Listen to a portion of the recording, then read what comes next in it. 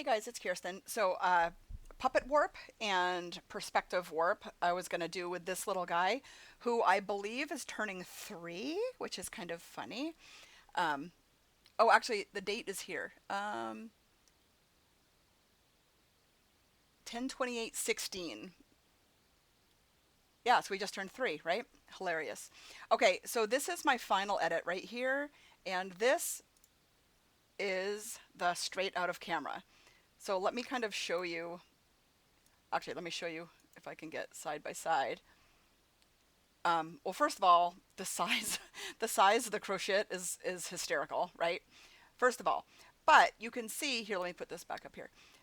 You can see in this image that if I had taken one step to camera left, like one step to my left, it probably would have balanced out a little bit and then angled a little bit to the right with my camera, for example, or it would have made more sense to move his whole butt back to the back corner a little bit. Because when you look at this one, the first thing you see is his butt. So it's very bottom heavy. So his head looks little and his butt looks huge. When you go to my final edit, it's more proportioned. So that's what we're going for here. So first of all, just to make it look pretty, I'm just going to do select and backspace, content aware. There's another shortcut for Mac, which I put on the other podcast, um, that shows that. Anyway, but we'll deal with that in a second. Okay, so I have not used perspective warp in like 100 years, so you might have to just bear with me here. But let's Control J, making another layer. And I believe it's edit and perspective warp. Yeah, get out of here. I wonder if things have changed since the update. I guess we'll find out. Hee hee. So we're going to drag the layout, I think if I'm remembering correctly. And then we're going to click on warp up here. Yeah. God. Okay. So now you kind of got to eyeball it, and you don't want to get too far away from the original. But you want to kind of just play around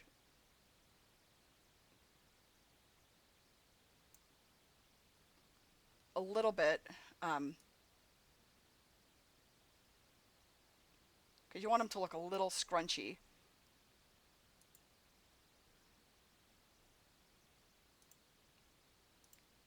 See, already it looks like I took a step to the left. Okay, so that's perfect. So I'm going to just go ahead and flatten that. Now, there's two different things that you could do that would be equally cute, I think. So one, I always have a 15:11 ratio up here. So one of the things you could do is rotate him like this, okay? So this is a more linear, you know what I mean? It's not a tight curl, but it's more of like a linear sleepy baby pose, which is adorable. But we're not going to do that because you wanted to learn about puppet warp. Okay, so Control J, edit, and puppet warp. Okay, so I leave it on this size. You can make the grid tighter, but I just leave it at the default, um, normal, whatever. So you're going to kind of go click, click. Oh, stop it. Can't go too fast, apparently. So if we click around his face, it's going to lock his face in place because we don't want his head to warp because that would look like really crazy. All right, so you can see the pins go all the way around his head. Now, let's just put a pin like above his butt, like here. Now, if you hover over the pin, it turns into an arrow. Now, one thing you really have to keep an eye on is the feet right here. You don't want them all of a sudden to look like he has feet the size of, like, you know, I can't think of somebody with big feet, for example. Now, sometimes he does actually have pretty big feet. Okay, so sometimes it takes me 3 or 4 tries to really get it how I love it, but I think I just nailed it on the first try. So you can see that his head's not moving, just everything else is moving. So now, little trick here, put a layering mask, the rectangle with the polka dot, put a layering mask there, and then get a black brush. So hit X until black is on the top. Do the right bracket key to make this nice and big. So you can see right here and right here, um, you can see where it moved the original image. So we're going to just erase back in like this. Oop, I can see some right here.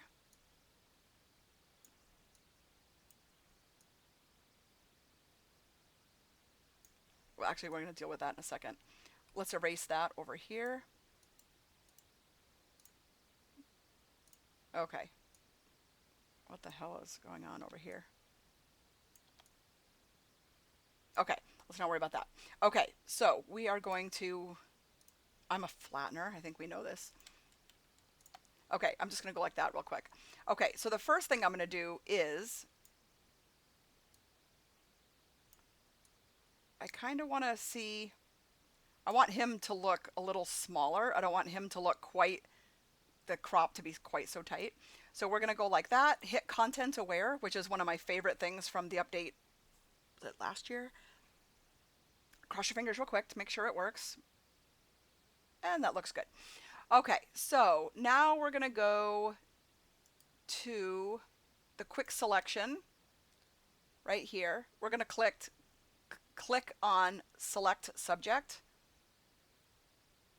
Okay, we're going to go select and mask. All right, the little plus sign here, I leave this at the default settings. I am going to just trace just a real rough.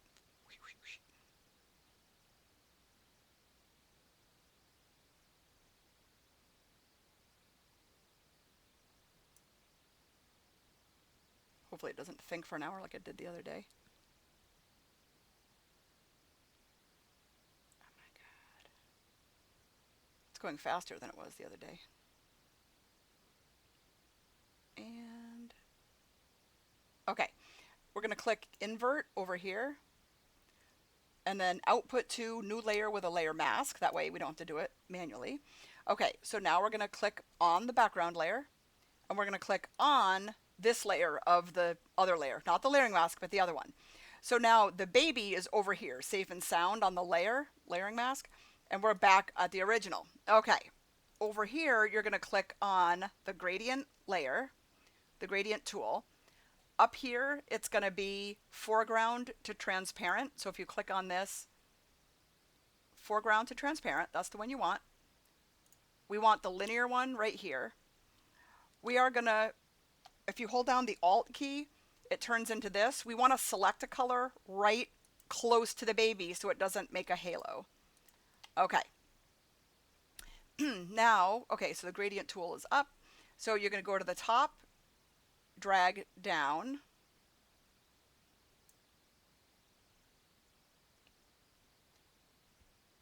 There's a trick. Okay, so that looks a little bit phony baloney to me. I want to see a little bit of just the layer behind him a little bit. So let's try lowering it to 60%. Now click on the layer over here and get a brush. So what I normally do, actually, I don't normally have it at 100, but I have it at like maybe 40, let's just say. I just kind of trace around baby a little tiny bit, just in case there's like a halo going on. You can't really see it. Okay, so let's...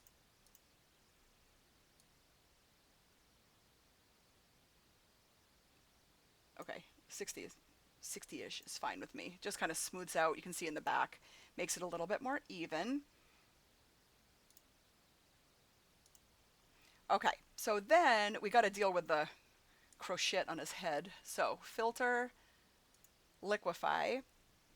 We're going to want to freeze, which is the fourth one up from the bottom.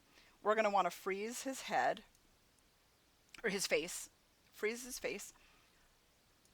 Then, with the forward warp tool, Notice I didn't call it a pokey finger because I'm a big girl now.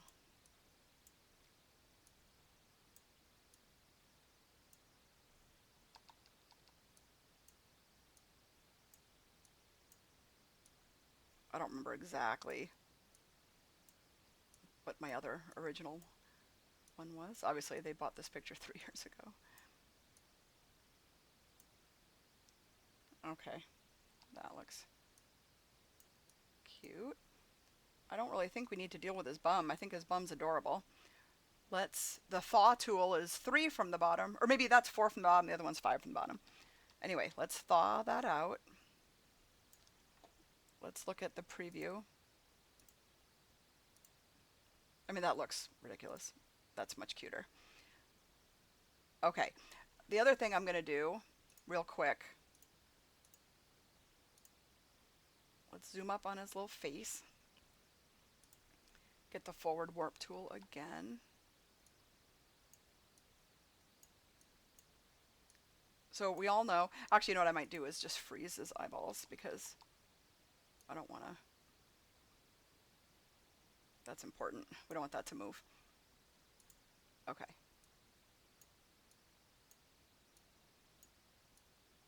So I'm sure we pulled the hat down onto his head onto his face because the hat was so huge. So we're gonna go like that. He looks like a Ninja Turtle with the...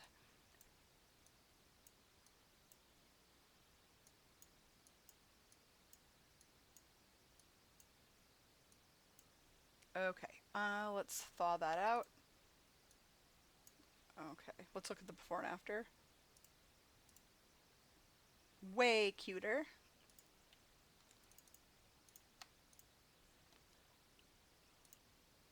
Let's hit. Okay, that is friggin' cute. Okay, so we have a few wrinkles right by his foot. This is 3 years ago before I knew how to clamp my backdrops to not get any wrinkles. So let's do another layer. I kind of feel like one thing we could try would be to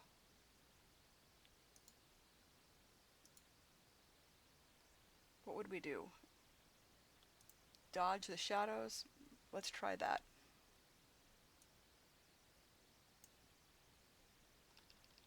And then obviously we'll mess with the opacity in a second. I feel like it's changing the whole. I think it's changing too much. Nope, I kind of hate that.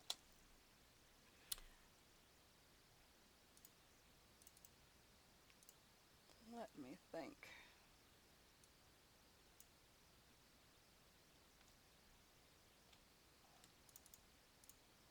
Did I even do it on the original? Let me see. Oh yeah, I totally did. It looks like I probably cloned. Ugh.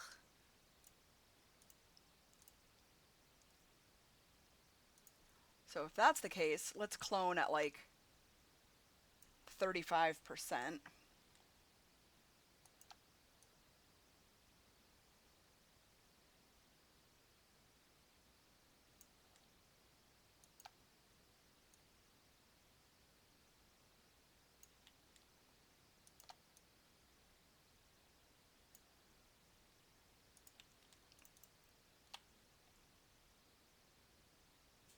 Yeah, I should have done that on another layer. That was kind of dumb.